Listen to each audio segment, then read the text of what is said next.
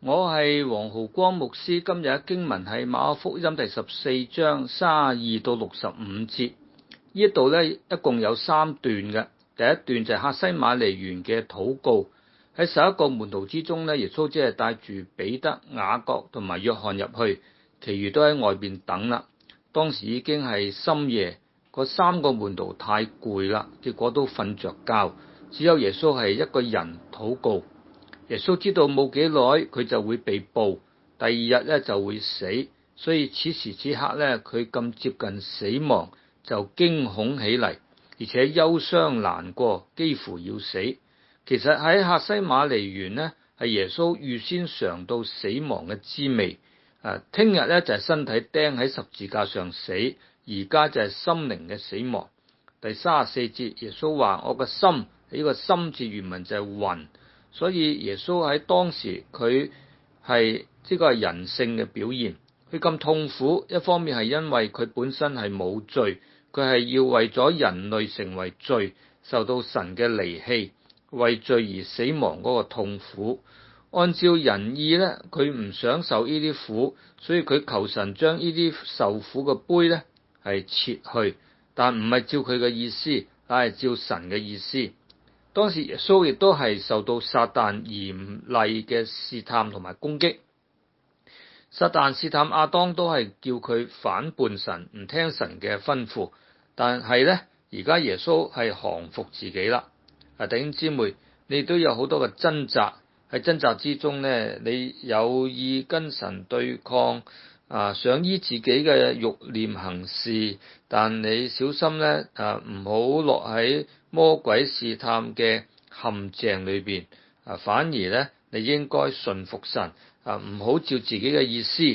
喺試探爭戰之中呢，唯一應付嘅方法就係禱告，警醒禱告。可惜門徒全部瞓着覺。耶穌喺第38節就講啦，總要警醒禱告，免得入了迷惑。人喺掙扎之中，思想係混亂嘅，最容易受欺哄，做錯決定。唯一應付嘅方法就係警醒禱告。門徒由於冇警醒禱告，所以後嚟逃走，甚至否認主。第二段呢，就係講耶穌被捕啦，猶大帶住一班人嚟捉耶穌。佢當時呢，係用親嘴呢個做暗號，俾嗰啲人知道邊個係耶穌。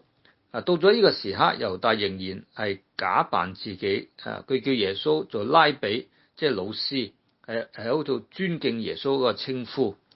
同耶穌親嘴喺原文意思就係連連親嘴嘅意思，係表示出乎尋常嘅親切同埋愛慕，所以都係做戲咁做，十分虛假嘅。第三段呢，就係耶穌喺公會受審啦。公會就係猶太人處理宗教事情嘅組織，係由祭司長、長老同埋文士組成。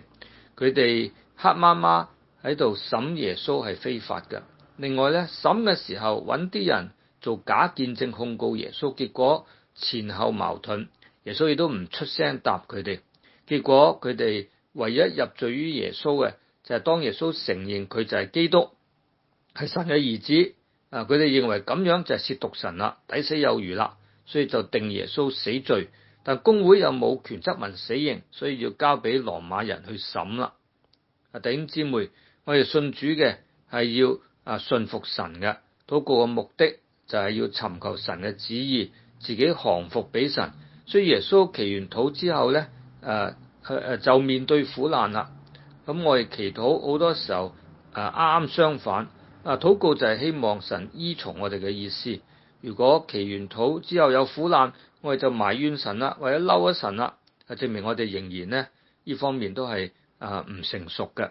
好，我哋祈禱，主啊，撒旦係要我哋唔聽你嘅話，但耶穌話呢，唔好從我嘅意思，只要從你嘅意思。所以我話願你嘅旨意成就喺我身上，我願捨己，奉耶穌基督嘅名祈禱，阿門。